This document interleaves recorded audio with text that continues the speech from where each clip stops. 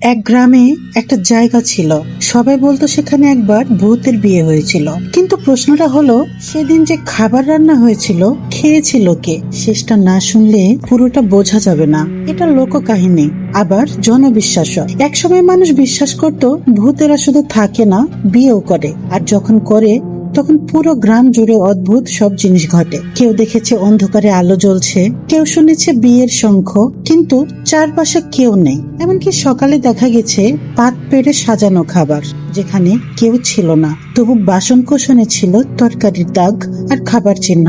জনশ্রুতি বলে এসব বিয়ে হয় কারো মৃত্যুর পর অপূর্ণ প্রেমের কারণে, যাদের আত্মা এই জগৎ ছেড়ে যেতে পারে না। Some things are felt more by fear, not proof. একটা সময় গ্রামের মানুষরা এসব বিশ্বাস করত এবং সে ভয় থেকে রাত নামলে বাড়ির দরজা বন্ধ করে দিত।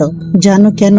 কারণ তারা মনে করত ভূতের বিয়েতে দাওয়াত পাওয়া মানে আর ফেরা নাও হতে পারে। এই ভিডিওটি যদি তোমার মন ছুঁয়ে যায়, তবে রাত 9টার লেখাটিও তোমার মন ছুঁতে বাধ্য। তাই আমাকে হারিয়ে না ফেলতে চাইলে এখনই যুক্ত হয়ে যাও। জানার না জানার মাঝামাঝি যেটুকু বিস্ময়, সেইখানে থাকো। তোমার কথা বন্ধু শিরিনের গল্পে থাকো। আর আজকের এই লোককাহিনী হয়তো তোমার দাদির মুখে শোনা কোনো গল্পের টুকরো মনে করিয়ে দিল। তাই সেভ করে রাখো এবং শেয়ার করে দাও প্রিয় আপনজনকে। One story a day but never a Legion.